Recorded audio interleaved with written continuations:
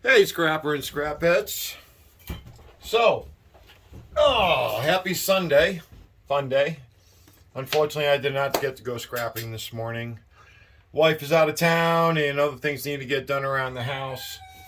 But I had a good friend of mine comment on one of the videos, and he's one of my subs as well as a really, really good friend of mine, and said, "Hey, Jay, how does somebody get started scrapping?"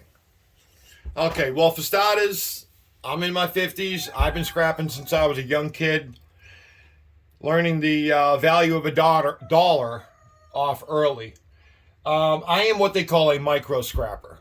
I like to literally dissect something, rip it down to absolutely nothing, and then see what's inside. I've been doing that since I was a kid. I always like taking things apart and going from there. So, a lot of things that you want to learn to do on it. This could be a long video. This could be a short video. It all depends. So my goal is to hopefully help people out and teach people how to scrap a little bit on the side, make a little money on the side. But a lot of people got to remember, when you're scrapping, there's a lot more to it than just scrapping. If you want to be just a bulk scrapper, just go out there, grab as much as everything you can find and get it in and turn it in, get that quick dollar, rock and roll. If that works for you, great.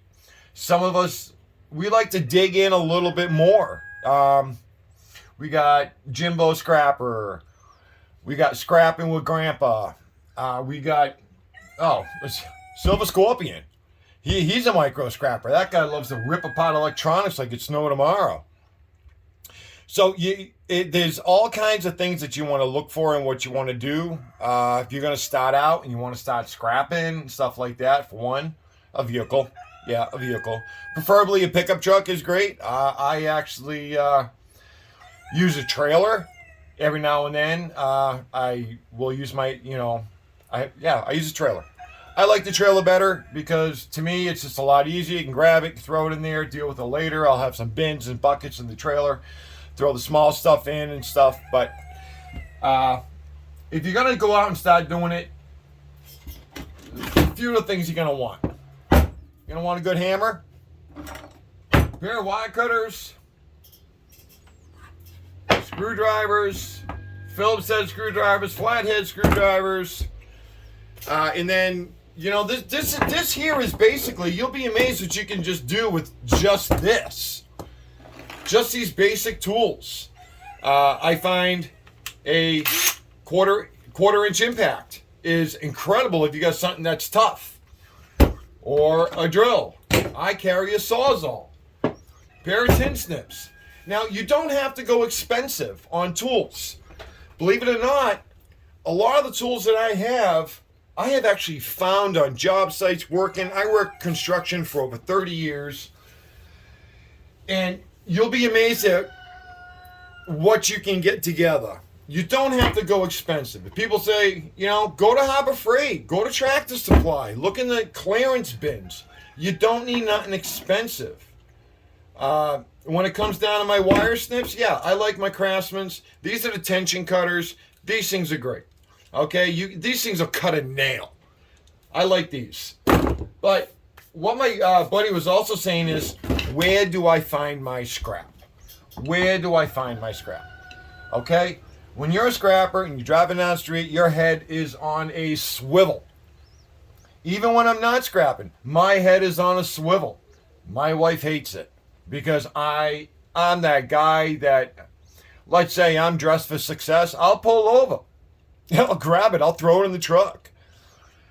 But I'm going to say something right off the bat here. My biggest pet peeve,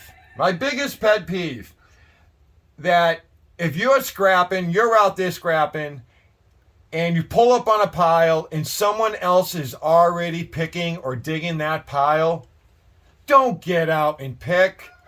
Wave high and drive on. To me, that is the rudest thing in the world, is you coming up on a pile, you're working it, and somebody comes up and starts digging that same pile. Because to me, that's just, Scrapper 101. If someone's digging it, drive on by, swing back later. because not everybody's looking for the same thing. Someone's looking for clothes, someone's looking for toys, someone's looking for collectibles, little knickknacks. Someone's looking for metal.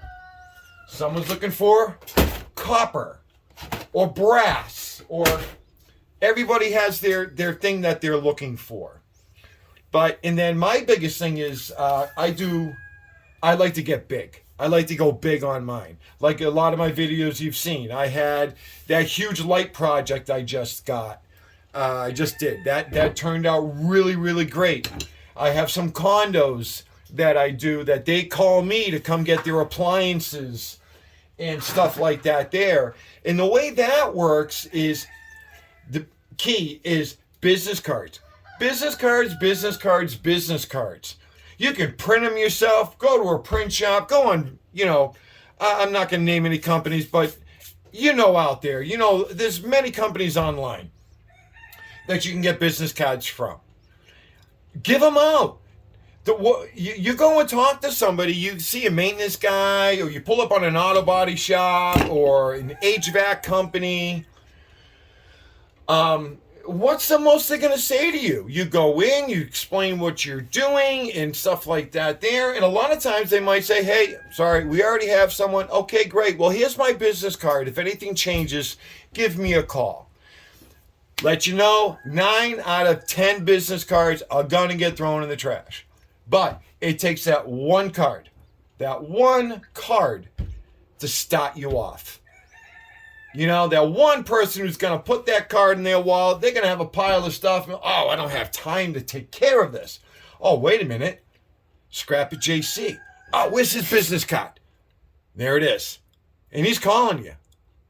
And we live in the technology age, okay? We got smartphones. We got Google. Marketplace. Go on Marketplace in your area. Do a 20-mile search. There are people giving away stuff left and right. Now, also remember, too, the whole art of scrapping, okay, it's an art. People think I'm funny when I talk about it. It is actually an art.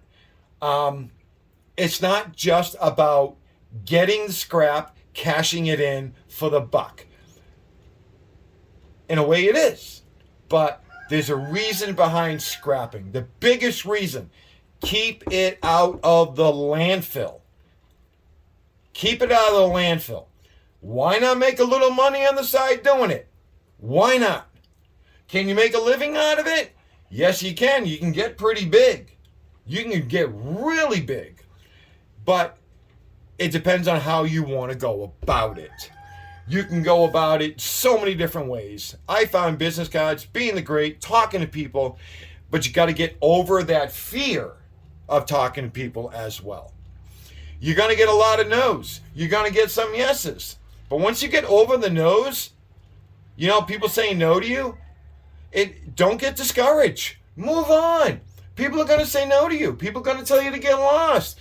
I have been called a few choice words from people, but I'm like, okay, great. Yep. Thank you. Have a nice day. Continue on. Watch where you dive. If you're going to dumpster dive, be careful where you dive. There are things in that dumpster that can hurt you. You got to be careful. Always watch your area. Always have an outlet, and just be safe doing it and have a little fun doing it. My biggest thing is I like to curb scrap. I find it fun. I've met a lot of nice people, and I've met a lot of people that I want to drive over. But hey, what are you going to do? Move on. But remember, the biggest things: scrap, recycle, repurpose, reuse. Not everything you find, you scrap. Okay? A lot of my tools. People throw away tools. I've got tool bags after tool bags of tools. It's just crazy what people will throw away. Or what you can repurpose with. Or you can resell on Marketplace or eBay. All those glass lens covers I got from that last deal, I've been throwing up on Marketplace. I'm selling them. People are buying them. And I ask them, hey, what are you going to use it for? And they tell me, oh, I'm going to use it for this. I'm going to use it for, glass windows on a chicken coop. a couple of those glass panels, I'm going to make skylights on my chicken coops. So I have a little more light in there. Those big plastic dome covers I got, people are using them as animal brooders, as chicken, hen, and quail brooders. It's really, really cool what people will use. So you ask them, what are you doing it for? So when you go to sell it, you put that in the description. You know, people buy crazy stuff for arts and crafts. But I could go on for this for hours and hours on what you can really do with scrap. But my buddies are like, you know, where do I find my stuff? You start off curb scrapping. Then from there, you talk to people. Okay? You get your name out there. Talk to people. It don't hurt. You know? Keep your window down when you're driving around. You know? You got those people that'll see you going around, you're picking a pile, and next thing you know, you get the neighbor going, hey, man, you looking for metal? Yes, I am. Hey, I got some stuff for you. Next thing you know, you're backing up to the guy's garage and you're unloading his garage because he wants all this stuff gone. And, you know, and then there's a lot of it too. The HVAC companies and stuff like that. A lot of them down this way in North Carolina, they already have a scrapper that they talk to, but leave your card. It don't hurt.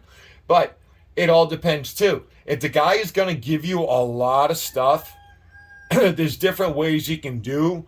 If this guy's going to be a return customer for you, and you're going to constantly be picking up with this guy, he might be all like going, hey man, I'm giving you all these ACRs, you know, and all these furnaces every month, you know, can I get a kickback? Can I get like 10%? You think about it, 10% is not a lot, you know, or, you know, you can be all like, yeah, not a problem, you know, yeah, I'll throw a few bucks here and there. I have done that. I have done that as well. Sometimes it takes money to make money. We all know that. That's the oldest plan in the world. But the biggest thing is when you're starting out, try to get over the fear of talking to people. Because a lot of people, you know, like, oh, no, I don't want to talk to that guy. You know, no, I'm going to shy away from this. It's, yeah. Yeah, I was the same way. I got over that pretty quick. Another big thing. Gloves. Yeah, I know. I just jumped track. Yeah, I know, guys. Gloves. Okay? I'll be the first one to tell you.